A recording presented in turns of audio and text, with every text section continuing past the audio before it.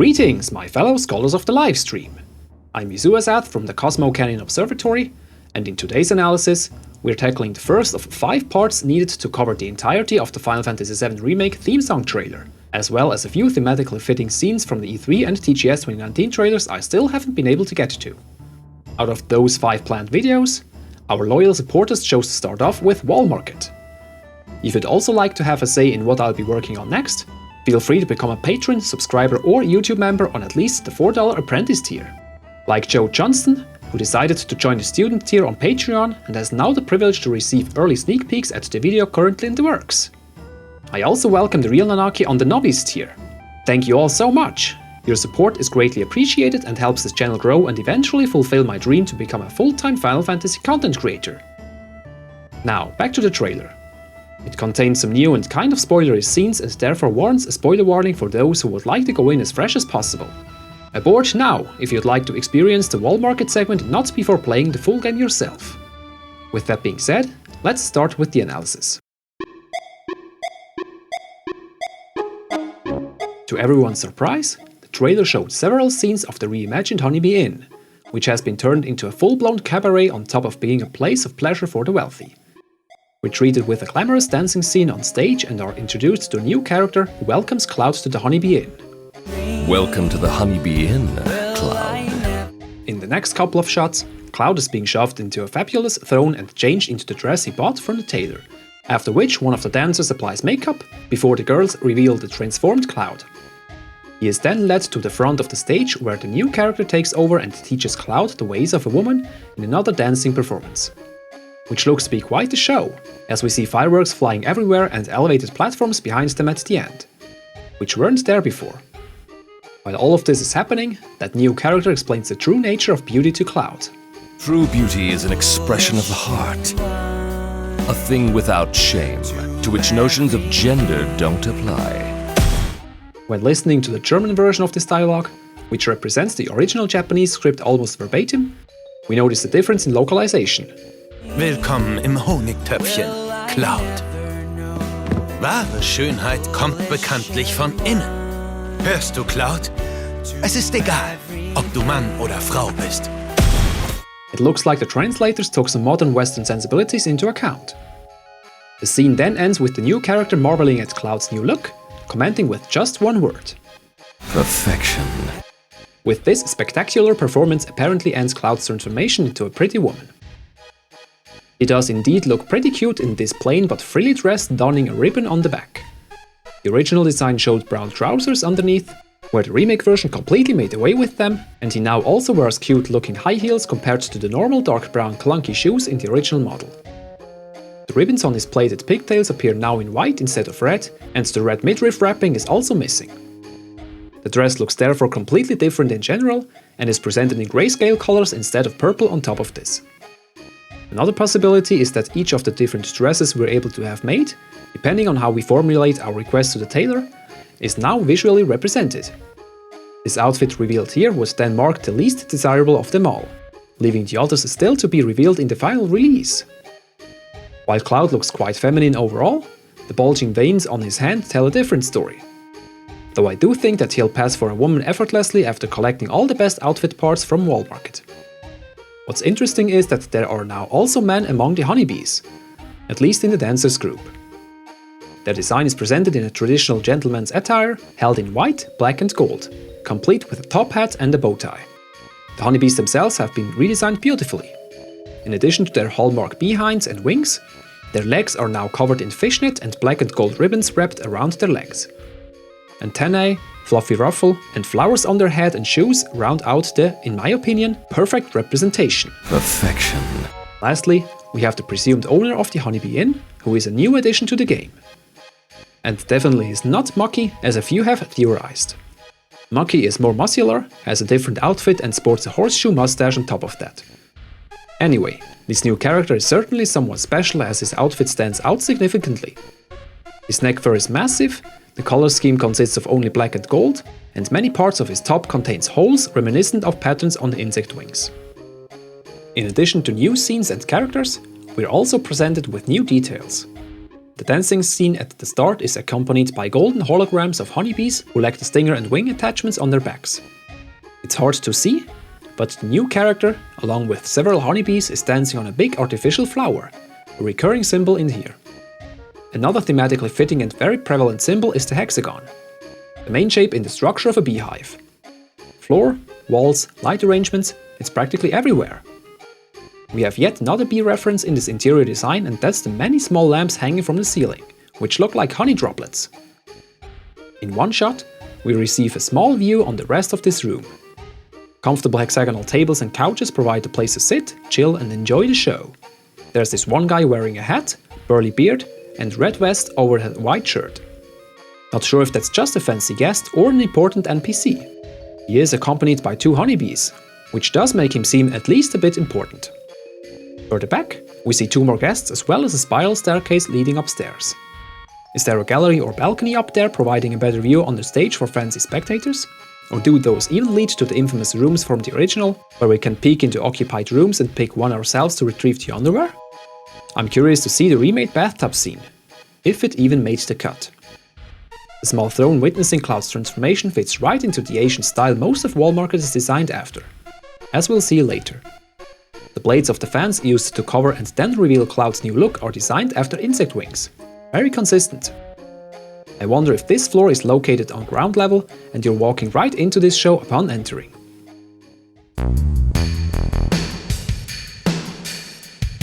In the scene following right after, Cloud exits the establishment and we get a small glimpse inside. It looks like a lobby or reception area separating the entrance from the main performance room. They also placed a huge flower bouquet right behind the curtain to contribute to the atmosphere. It's worth noting that they dropped the kanji for woman on the curtains. Mostly because the Honeybee Inn has changed from a partially hidden brothel into a well-respected cabaret. Anyway, Cloud exits the building and walks right past Aerith without noticing her standing on the opposite side of the road, which makes sense as he probably wants to reach Darn Corneo's mansion as fast as possible without being noticed too much. He might also not have seen Aerith all dressed up before and wouldn't recognize her without actively looking for her face. We'll get to Aerith and the commands menu later, so let's skip to the background. The main look has been retained, even down to certain details, but there are also several changes visible. Both pillars ending in a donut decorated with light bulbs have made it in, though only the right one bears those 2 neon hoops. To make up for this, they added a 3rd pillar also bearing a small neon ring. The bee holograms are unfortunately missing, though I guess they were moved inside and changed into those golden holo girls. The entrance looks less run down and more inviting. While it still has the steps in the front and a doormat welcoming customers, the signs have changed a lot. The kanji representation of the establishment's name, which literally translates to Honeybee Mansion, has been retained, but is now presented on several hexagonal neon honeycombs instead of a large white sign. The hearts on top of it moved down to the strut, and 1 heart was replaced by 2 stars. The heart banner to the left is also missing, as are the other 3 neon signs close to the entrance. At least we now know when the establishment is open. The TV-like white screen on the right, also bearing the name in kanji, technically still exists, but appears currently completely blank and is missing the 3 hearts on top. A small consolation is the existence of the colorful chain lights spanned all over the place. Looks neat. Besides the entrance area, we have a few other changes, like the ground, which changed from a partially overgrown dirt path to a less filthy cobblestone road. We can also spot a back door to the left with 4 AC units above, possibly for staff only, and some cleaning equipment leaning against the wall written with ads. On the right, the passage looks also blocked off, but with a metal grate instead. The first dozen or so frames also show a similar pipe-like contraption as seen in the original. While we do see vegetation next to the entrance, it looks mostly dried out, as it should be from all the Mako drainage by the reactors. Lastly, the clientele has changed quite a bit and now consists of purely faceless NPCs. In the original, we have the bouncer, a Shinra infantryman, a well-rounded client, some punk, and of course Johnny, which I hope receives a bigger role in the remake. All those guys were also swarming Aerith during Cloud's absence, which doesn't seem to be the case anymore. This means she also won't sell her flowers at horrendous prices, most likely because she doesn't walk around with her flower basket anymore. Anyway, the NPCs now look like random customers and passerbys, who merely exist to enrich the location. I also doubt we'll need a member card to gain access. there's no bouncer present either. Anyway, keep the twirling woman in the blue dress in mind. We'll see her again later.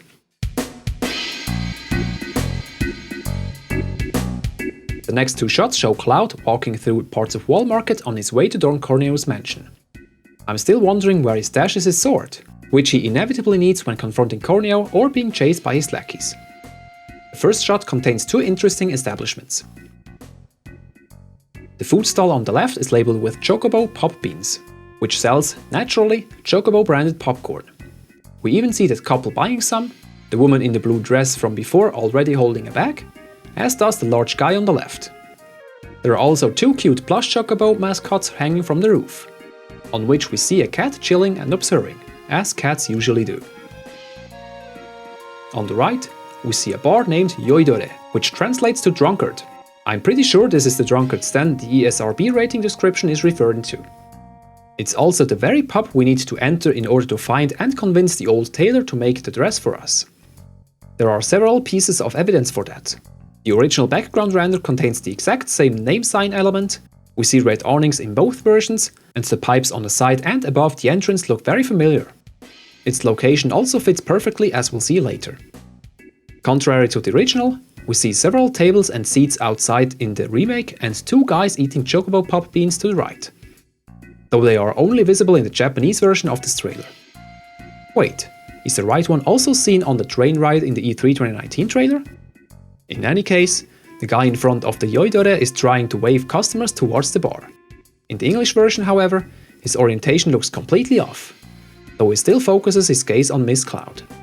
Coming back to the Yoidore sign, it contains three kanji, which read Izakaya, which is a descriptor of a Japanese bar that also serves various dishes and snacks. The sign above the entrance reads, "From here on out, you are a slave to drinking." A very fitting description to what's happening inside, especially to the old tailor. In the next shot, Miss Cloud is walking along the supposed main road towards Don Corneo's mansion, which is majestically looming over Wall Market in the back. Quite the improvement over the original, where it just stood there at the end of the path. Now it presumably can be seen from everywhere. The pub and Corneo's mansion are not the only known buildings we see here in this trailer, however. There is also the tailor shop and the gym. The one close by on the right side bears the same sign above, saying Yofuku no Koto wa, which loosely translates to all about Western clothes. It also sports that yellow illuminated sign above the entrance, and we can even see similar pipes framing it. Unfortunately, there is no browsable clothes stand in the front, probably to prevent theft and pollution. Further back, right next to the tailors, there stands the gym. It's hard to see, but it does bear the same sign above, containing the kanji for man 3 times, like in the original, which has even several lights framing it. The metal struts reaching into the ground and protruding from the ceiling have been kept, as well as the lamps on each end. Looking out from inside, we see the stairs leading to Don Corneo's mansion, plus the landing rails of the yellow chopper behind the bar. Speaking of, this might belong to the weapons shop, which is surrounded by numerous weaponry scrap in the original. Hard to say from this angle, however.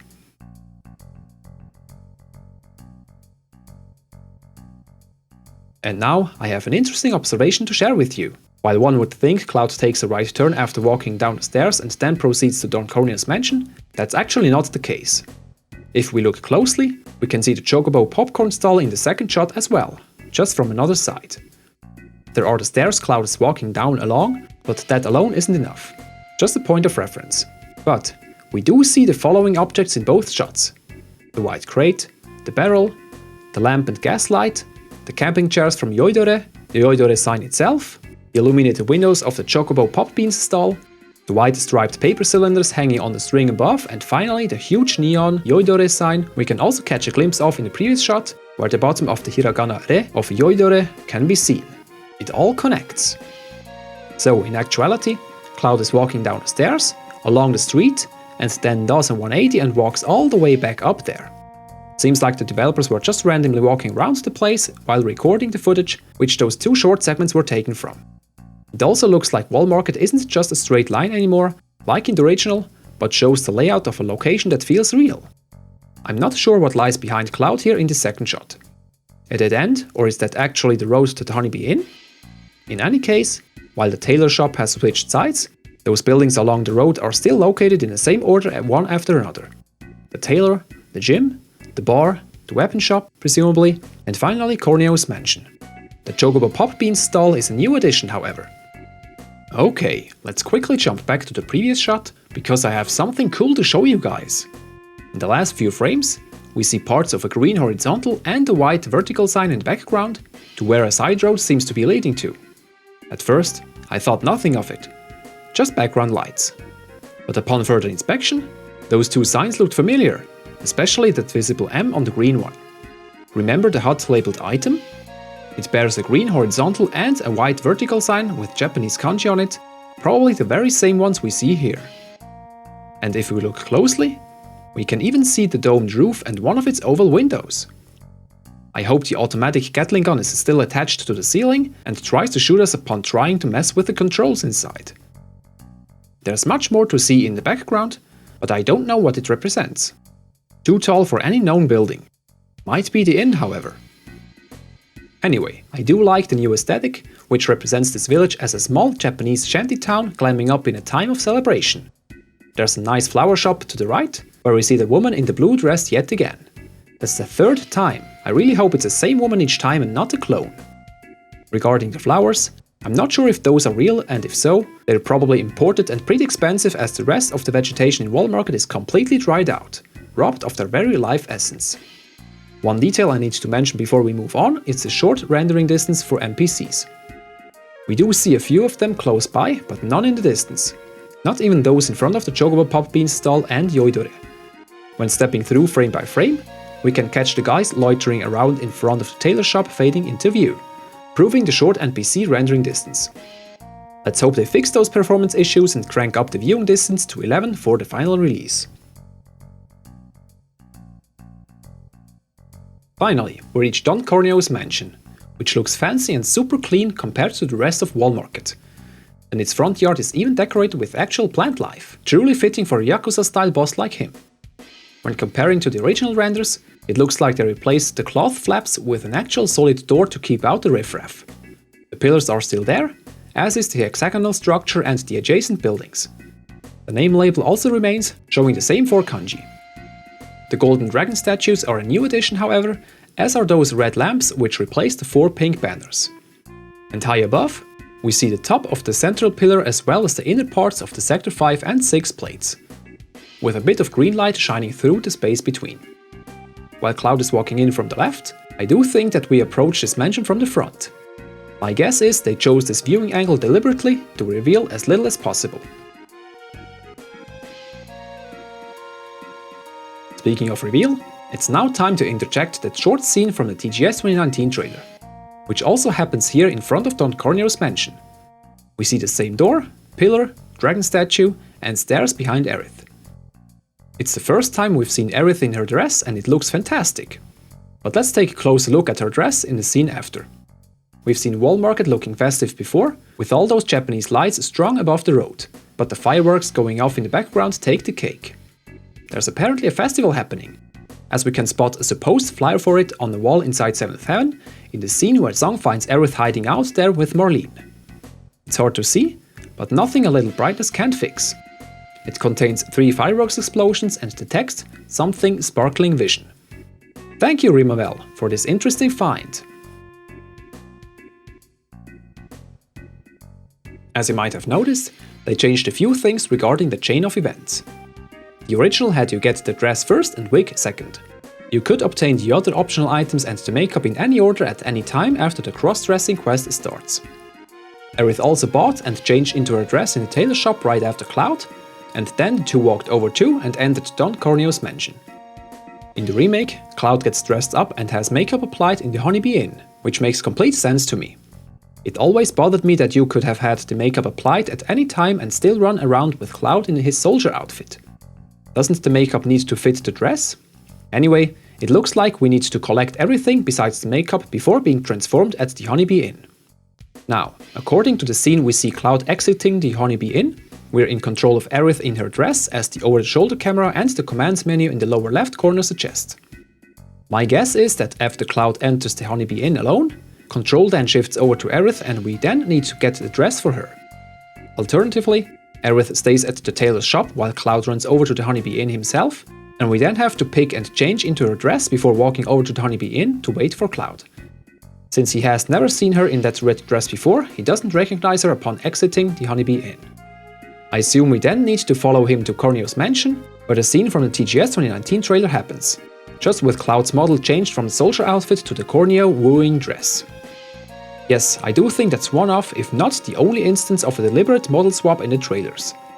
Either to not reveal Miss Cloud too early, or because Miss Cloud's model hasn't been finalized yet at that point. In any case, Cloud is completely enchanted by Aerith's new look, and we can even see him gulp and one of his eyelids twitches a bit. Fantastic facial expression work.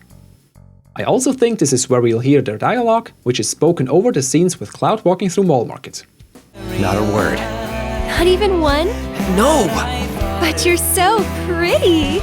That's so like Aerith. I'm looking forward to this scene.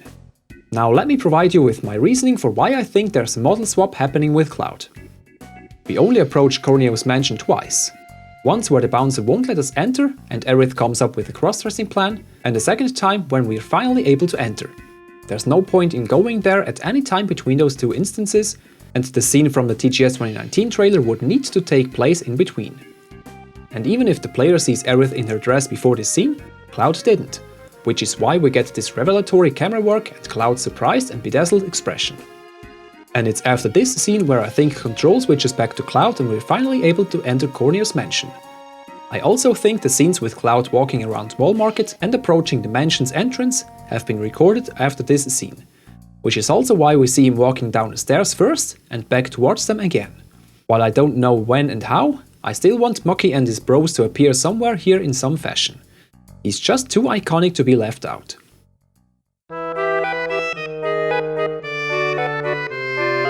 Now follows the scene where Corneo is about to choose a woman for the night. Today's bride to be is... Today's? Pathetic. Huh? Which one of you said that? You got a mouth on you! The original dialogue was short and on point. The remake extends it, yet again, with more nuance. I specifically like how Tifa and Aerith now show disgust when Corneo talks about choosing today's bride to be, insinuating he does this every day. Even Cloud lets one slip, saying pathetic in English, dirty swine in German and sleazebag or lowlife in Japanese. Pathetic. Drecksschwein. The original contains 0 reactions in this scene, probably to indicate them playing ball to increase getting picked to complete the mission. Due to this resistance, Adon's dialogue also changes a little while the core still remains. Corneo likes women who play hard to get. However, the German version has a different line here. Sehr schön, schön. Du bist ein Falke. Werd dir die Flügel schon stutzen. But I'm wondering, does Corneo still believe Cloud is a woman, as evidenced by his surprise upon Cloud's reveal? Cloud does speak in his normal manly voice here after all. Maybe they even change Corneo's tastes to be more open, as Aerith suggests in the TGS 2019 trailer where she says, Corneo's got certain tastes. Let's have a look at the background next.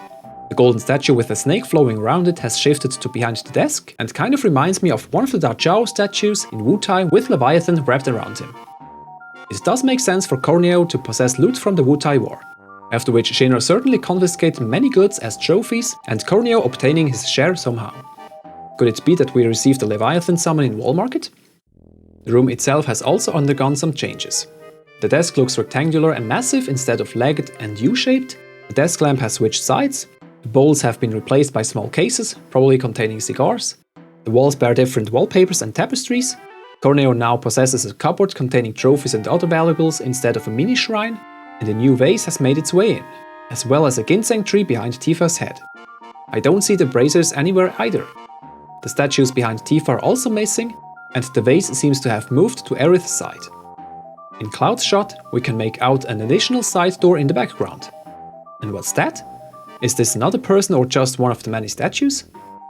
Lastly, there's a difference in lighting between the English and Japanese versions of the trailer. The Japanese one seems to be missing some light sources, especially on the statue, on the couch, and outside of the window. Alright, let's now move over to the juicy stuff. First off, Tifa looks banging phenomenal in the remake dress. I really like this version even if it deviates a little from the original design.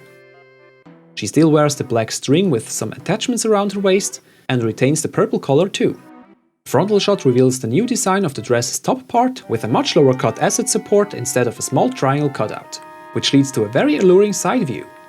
Additionally, she now wears a neck ribbon where the dress's neck piece was before. The grey bra and laced black borders are also a nice addition, which remind me of a hot nightgown. I think this design change is deliberate as it certainly increases her chances to get chosen by the Dawn, her ultimate goal in this risky mission. What does bother me a little is her unchanged hairstyle. While she wears it open now, the rest looks the same. Big shout out to Twitter user Ufric, who created the mock-up version replicating her original hairstyle, which I, quite frankly, vastly prefer in this scenario. Another detail that bothers me is this ugly arm clipping, which causes a weird view on her armpit, which should be covered here. I hope they fix this during those 5 additional weeks of bug fixing and fine-tuning, if they haven't already.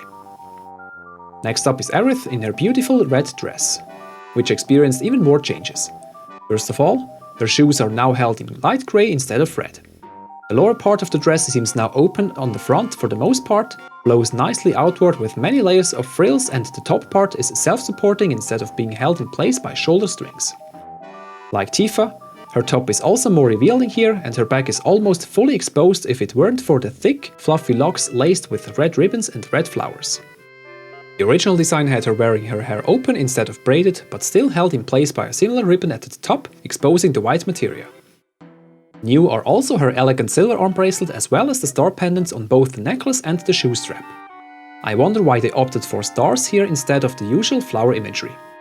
Little side note, her dress kind of shows uncanny similarities to Lightning's Crimson Bloom outfit from Lightning Returns Final Fantasy XIII, just without the gauntlets. Which is only fair as Lightning also received an Aerith DLC outfit for her own game, complete with flower basket and guard stick. We don't see much more of Miss Cloud here, but he now wears golden earrings, matching his hair color, with an emerald ear clip matching his eyes. Is this another optional accessory? Those earrings are completely absent in the Honeybee Inn scene from before.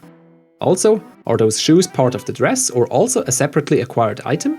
I hope we are still able to obtain the tiara as well, preferably in a similar way. It also looks like he doesn't really wear a wig, but sports braided pigtail attachments.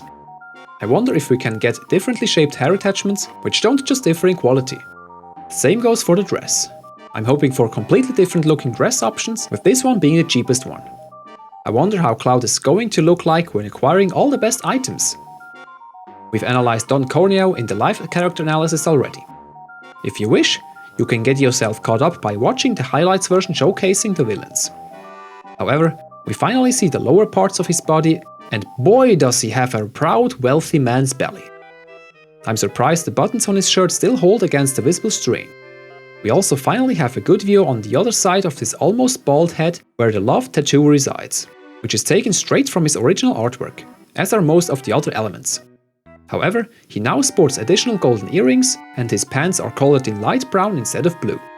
The same happened to Koch, whose pants color changed from blue to green, possibly to better differentiate those characters and give them a more distinct color palette. Unsurprisingly, he seems to take in Tifa's frame with glee and is very pleased, according to his amazed expression. Unfortunately, we don't see his eyes, as they're now covered by shades. Wearing shades in dark areas seem to be a new trend in Midgar. In the last shot, we see a doorway obstructed by red fabric. Does that lead to Don Corneo's quarters? Speaking of, let's have a quick peek in there, courtesy of the TGS 2019 trailer. We don't see much, unfortunately, but it retains the Japanese temple feel, has a ceiling full of flowers, possibly to exude an inviting atmosphere for his women. And it's also cast in red colors, naturally. We see a statue wearing a sun-like crown, which reminds me of the one in the Golden Room in Wutai's Pagoda Temple complex.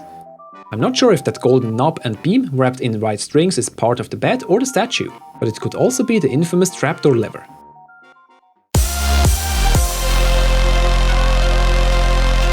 And now for something more fun.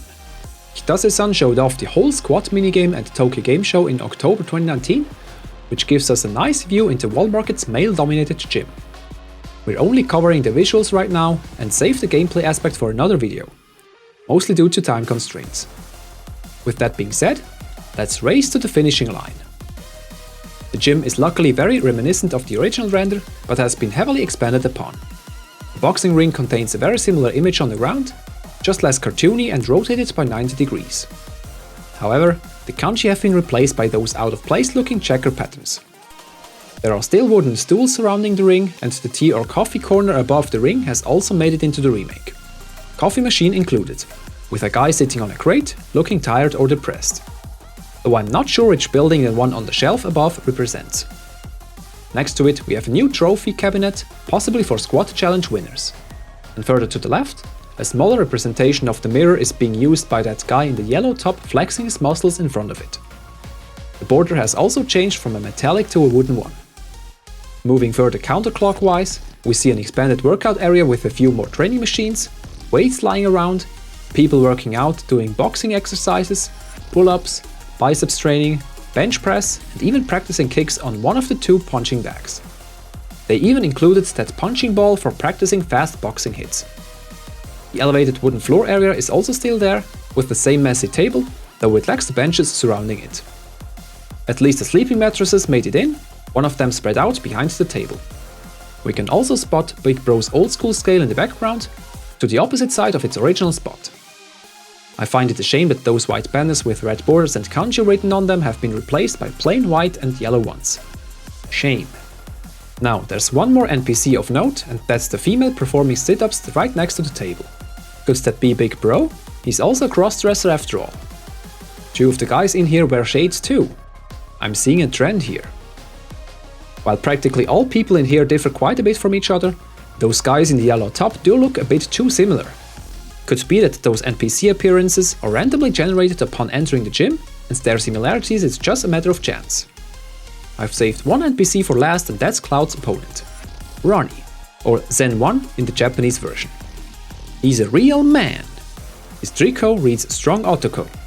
Otoko means man in Japanese, as does the kanji placed in the blue circle further down. He sports a tattoo on his left arm which reads Men Among Men. Very subtle indeed. I do like that he retains the same skin and training suit colors he had in the original. I couldn't be happier. Last but not least, let's have a look at the very short scene with Tifa competing against Jay in a pull-up challenge, who is called Santo in the Japanese version. Since it's daytime outside this time around, I'm pretty sure this happens between visiting Elmira after Platefall and climbing up to Shinra HQ using the golden shiny wire of hope. In case you don't know why there's daylight in the slums, most of the Sector 6 plate is still missing, which causes sectors 5 through 7 to receive more sunlight than the others. Furthermore, Midgar is situated above the equator, which means that sectors 3 through 7 receive more light by default, due to the sun's angle. Anyway, since it's daytime, the gym looks practically empty besides the two competitors. The spread out mattress has been folded and put back onto the stack. The original render contained the same mattress stack in that area, just on the other side of the table. The Japanese version grants us a different viewing angle, but we don't see anything new unfortunately. Still, squats return, pull-ups join the fray, and Barrett might even have his own bench press or weightlifting minigame in here. Can't wait to crush all the records. And with this visit to the Musky Gym also ends our deep analysis of the remake's version of Wall Market. But before I let you go, special thanks to Zach Kioff and Kyokichi for translating many of the Japanese scriptures in Wall Market. Also huge thanks to Master Supporter Dachdegger for helping us out with the analysis. If you'd like to tag along in future analyses with a dedicated voice chat on Discord, feel free to pledge on the Master tier on any of the platforms shown on screen and in the description. Alright, let us know if there are details we've missed, and please don't hesitate to speak your mind, though I implore you to keep the comment section free of any information about the leaks. Thank you for your understanding. Leave a like, subscribe if you're new, hit the bell button to be notified of future uploads, and don't let yourself stop from sharing this video around.